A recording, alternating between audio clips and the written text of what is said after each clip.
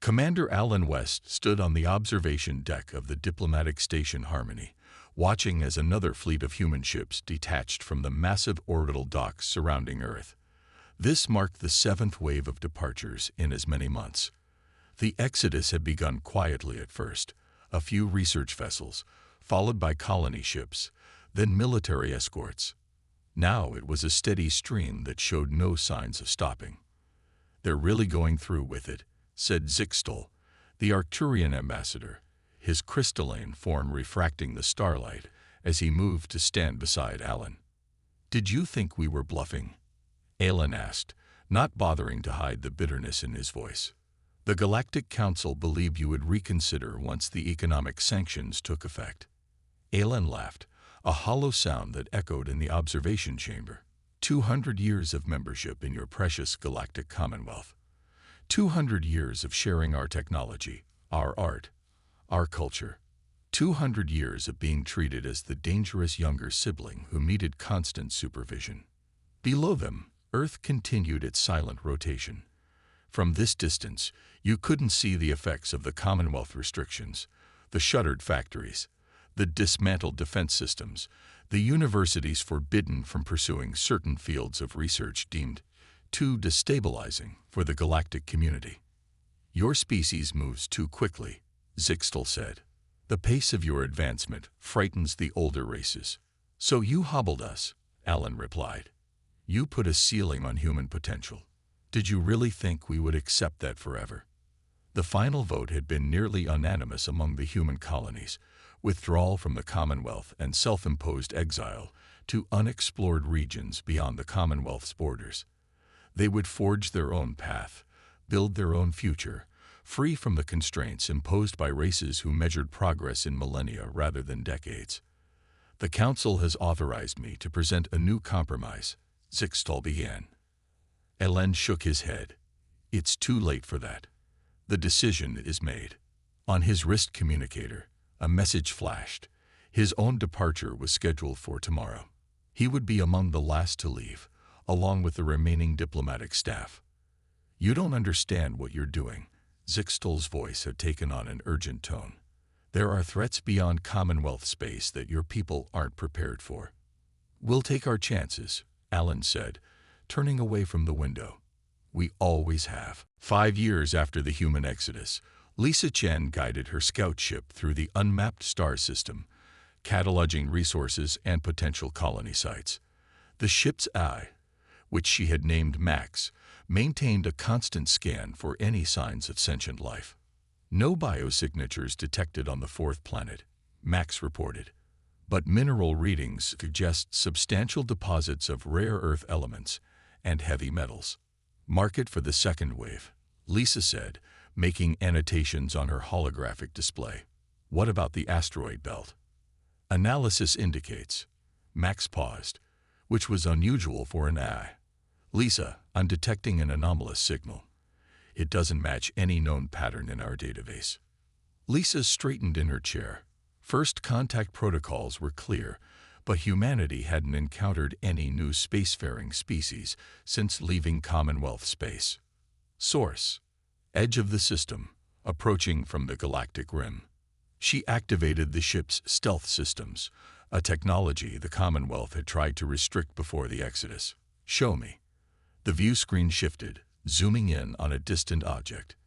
It wasn't a ship, at least not like any she'd ever seen. It moved with purpose but had no visible propulsion. Its surface seemed to shift and flow, as if it weren't fully solid. "Max, are you recording this?" "Yes. Transmitting data package to Fleet Command now." Lisa watched as the object changed course, heading toward the system's inner planets. Toward her. "It's scanning us," Max reported. "Our stealth systems aren't effective against its detection methods." A chill ran down Lisa's spine. "Prepare for emergency jump." Before she could engage the drive, her communication system activated on its own. A sound filled the cabin. Not words, not music, but something between the two, modulating in patterns that made her head hurt. When it stopped, Max said, "I've analyzed the transmission. It appears to be a language, but unlike any in our records or the Commonwealth archives we brought with us. What did it say? I believe. Max hesitated again. I believe it was asking what we are. Lisa took a deep breath. First contact was above her pay grade, but she seemed to have little choice in the matter. Open a channel. Lisa, Protocol 7 states. I know the protocol, Max, but we're a long way from home, and I don't think this visitor is going to wait for the diplomatic course. She spoke clearly into the comm. This is Scout Ship Pathfinder, representing the Human Confederation. We are explorers. We come in peace. The response came immediately, another burst of that strange sonic language. But this time, Max was ready for it. Translation algorithms adapting, the AI reported. Approximate meaning. Humans. Outside protected space. Dangerous. Lisa frowned. Ask them what they mean by protected space. After the exchange, Max translated the response. The Commonwealth shields younger races from us. You have left their protection. You are vulnerable now. Admiral Nathan Kelly reviewed the footage from Lisa Chen's encounter for the 5th time, his expression grave. Around the conference table sat the highest-ranking members of the Human Confederation military and scientific community. So these entities have been out there all along? Asked Dr. Olivia Martinez, head of Xenobiology. According to what they told Lieutenant Chen, yes, Nathan replied. They call themselves the Drift. They claim to exist primarily in what they call fold space, some kind of dimension adjacent to our own. And the Galactic Commonwealth knows about them.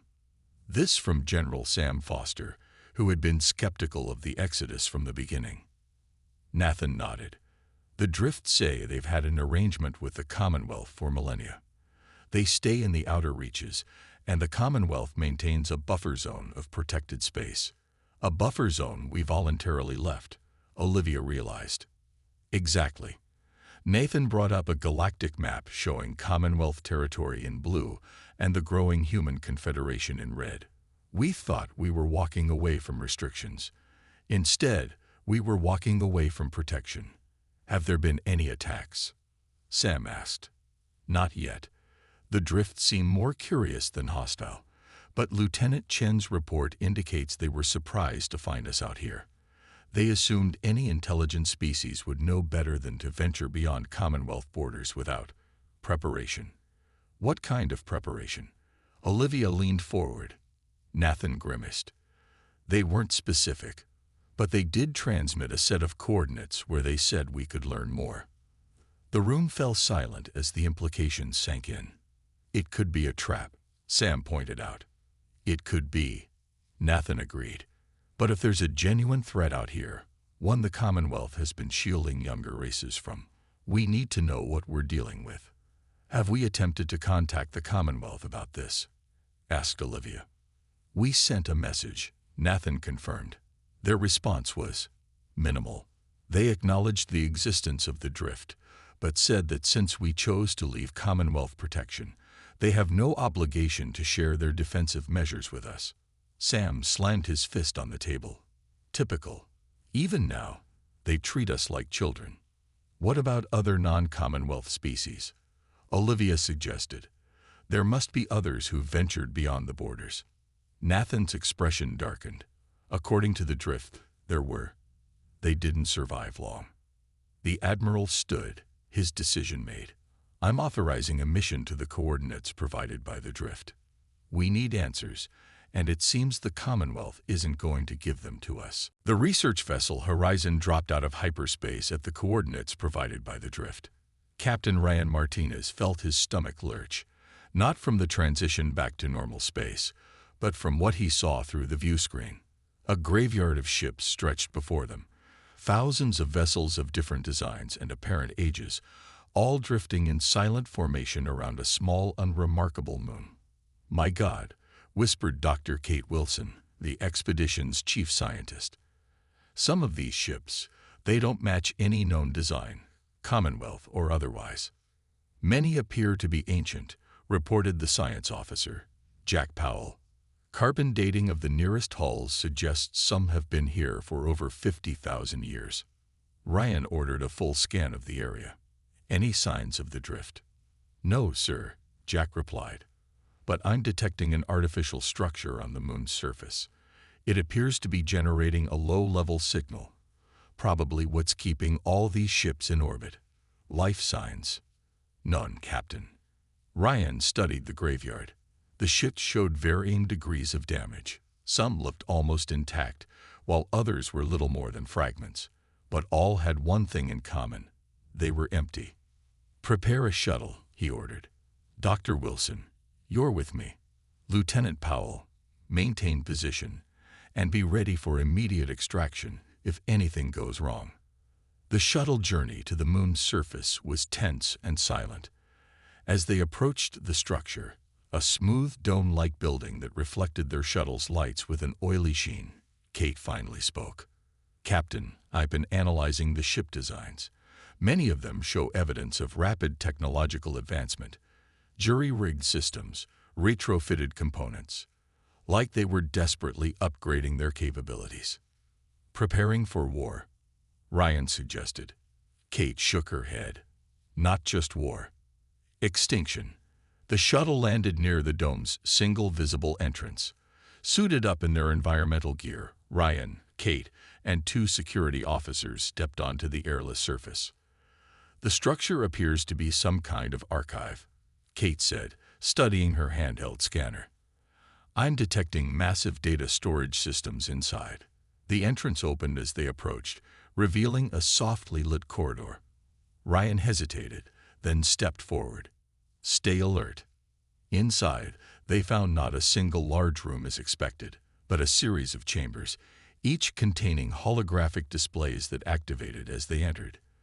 The images showed different species, some vaguely humanoid, others utterly alien, and scenes of worlds being transformed in disturbing ways. It's a warning, Kate realized as she interfaced her translator with the archives systems. Each chamber documents the fate of a species that ventured beyond Commonwealth space without proper defenses. Against the drift? Ryan asked. No, Kate's voice had gone quiet. According to this, the drift are messengers, not predators. They're trying to warn us about something else. In the central chamber, they found their answer. A massive hologram displayed a galaxy-scale map with pulsing red areas spreading like a disease from the outer rim inward. The Commonwealth territory was surrounded by a shimmering barrier that held the red at bay. What is it? Ryan asked. Kate's face had gone pale behind her helmet visor. They're called the Harvesters. They don't invade. They transform. They convert matter, planets, ships, people, into more of themselves. And according to this archive, they'd been consuming their way through the galaxy for millions of years. But the Commonwealth has found a way to keep them out. Yes, Kate scrolled through the translated data. Some kind of energy field that disrupts their ability to transform matter. The Commonwealth maintains a network of field generators along their borders. A shield not just for themselves, but for all the species under their protection. Ryan felt cold. A protection we walked away from. It's worse than that, Captain. Kate looked up from her scanner, her expression grim. The archive says the Harvesters are drawn to technological advancement, especially the kind of rapid innovation that humans are known for. The Commonwealth wasn't restricting our development to hold us back. They were trying to keep us from attracting attention, Ryan finished. The ship Explorer jumped out of fast space at the place the drift had told them about. Captain Steve Johnson felt his stomach flip. Not from the jump, but from what he saw through the window. A graveyard of ships floated in space, thousands of them, all different shapes and sizes, drifting around a small moon. My God, whispered Dr. Jane Wilson, the team's lead scientist. Some of these ships, they don't look like anything we've ever seen. Many of them are very old, said the science officer, Rick Lee. Some might be 50,000 years old. Based on our first scans, Steve ordered a full check of the area. Any sign of the drift? No, sir, Rick said. But there's a building on that moon. It's making a weak signal, probably what's keeping all these ships in orbit. Anyone alive out there? Nobody, Captain. Steve studied the dead ships. Some looked almost perfect, while others were just broken pieces. But they all had one thing in common. Nobody was home. Get the shuttle ready, he ordered. Dr. Wilson, you're coming with me. Lieutenant Lee, stay with the ship and be ready to get us out fast if something goes wrong. The ride to the moon was quiet. As they got closer to the building, a smooth dome-shaped structure that reflected their lights with a strange shine, Jane finally spoke. Captain, I've been looking at the ship designs. Many of them show signs of quick upgrades, like they were adding new tech in a hurry, like they were trying to get stronger fast. Getting ready for a fight? Steve asked. Jane shook her head. Not just a fight. Survival. The shuttle landed near the dome's only door. Wearing their space suits, Steve, Jane, and 2 guards stepped onto the moon's surface. The building seems to be some kind of library, Jane said, looking at her scanner. I'm seeing huge data storage inside. The door opened as they walked up to it, showing a hallway with soft light. Steve paused, then walked in. Stay alert. Inside, they found many small rooms, each with screens that turned on as they entered. The screens showed different aliens, some a bit like humans, others completely strange, and pictures of worlds changing in scary ways. It's a warning, Jane said as she connected her translator to the library's computers. Each room tells the story of a different species that went beyond Commonwealth space without protection. Protection from the drift? Steve asked. No. Jane's voice was quiet now. According to this, the drift are messengers, not hunters. They're trying to warn us about something else. In the middle room, they found their answer. A huge screen showed a map of the whole galaxy with red areas spreading from the outer edge inward. The Commonwealth space had a shimmering wall around it that kept the red out. What is it? Steve asked. Jane looked pale inside her helmet. They're called the Harvesters. They don't just attack. They transform. They turn planets, ships, even people into more of themselves. And according to this library, they've been eating their way through the galaxy for millions of years.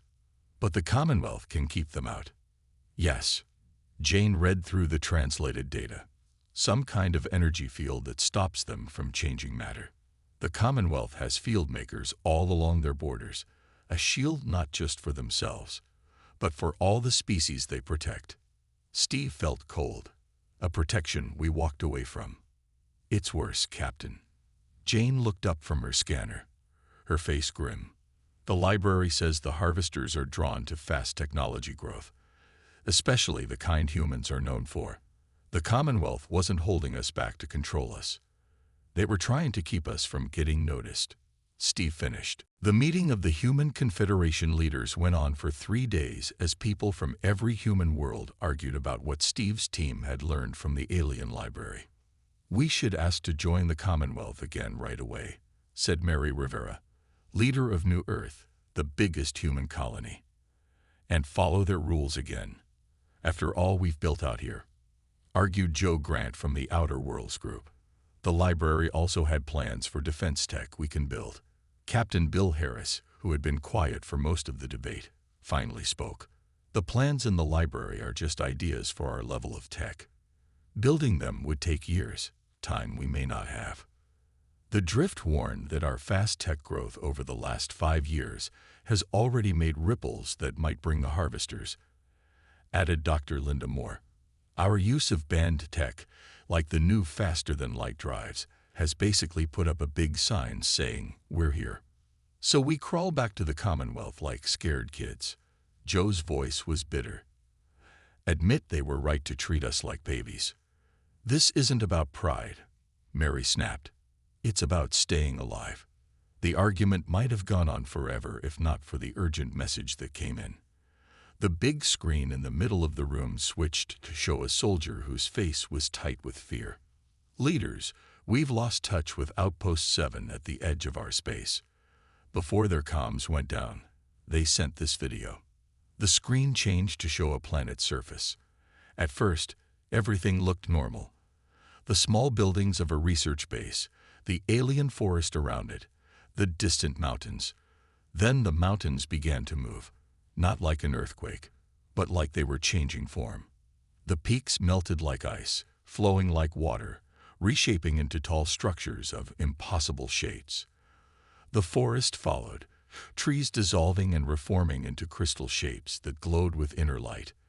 The video suddenly cut off. The room went silent. "How long do we have?" Mary finally asked. Captain Harris checked his datapad, based on what the library said about how fast harvesters convert things, and if this is just their scouts. 3 months before they reach our main worlds. "And the Commonwealth?" Joe asked, his earlier fight gone from his voice. "I've already sent messengers," Harris replied. But considering how we left, he didn't need to finish. Everyone remembered the burning of the Commonwealth Embassy as the last human ships left Earth, a show of anger that now seemed childish and dangerous. "They don't have to let us back in," Dr. Moore pointed out. "In fact, it might be safer for them to use us as a buffer. Let the harvesters use up resources converting human worlds before they reach Commonwealth borders. Then we need to give them a reason to help us," Mary said firmly. "Something more valuable than just being their shield." Everyone looked at Captain Harris, who nodded slowly. "I have an idea. But we'll have to admit that our greatest strength is also our greatest danger." The big meeting room on Starbase 1 hadn't changed in the 5 years since humans had last been there. The round room still had seats for more than 300 different alien species, from the tiny 4 who needed special fields to be seen, to the huge gas-breathing Jovians in their special tanks. John Miller, now working as the Human Confederation speaker, felt all those alien eyes watching him as he walked to the center of the room. Next to him, Captain Bill Harris carried a data box containing everything they had learned about the harvesters. High Elder Zixtel, who had become leader of the council since humans left, spoke first. "The council sees the representatives of the Human Confederation, a non-member group. You may state your business." The cold words were expected, but still hurt. John cleared his throat. "Honored Council, we need help against a terrible danger, one you have long fought against while keeping younger races in the dark about the threat." Whispers spread through the room, but Zixtel didn't move. "If you mean the harvesters, we know they have crossed the buffer zone. This is bad for your people, but not surprising given your choice to leave our protection." "We have met the drift," John continued. "We have found the library. We know what the harvesters are, and we know the Commonwealth has tech that can stop them. Tech that needs resources, teamwork, and hundreds of years to perfect," said a jellyfish-like alien. "You cannot just demand our defense systems after rejecting our leadership." Captain Harris stepped forward. "We don't demand. We offer a trade."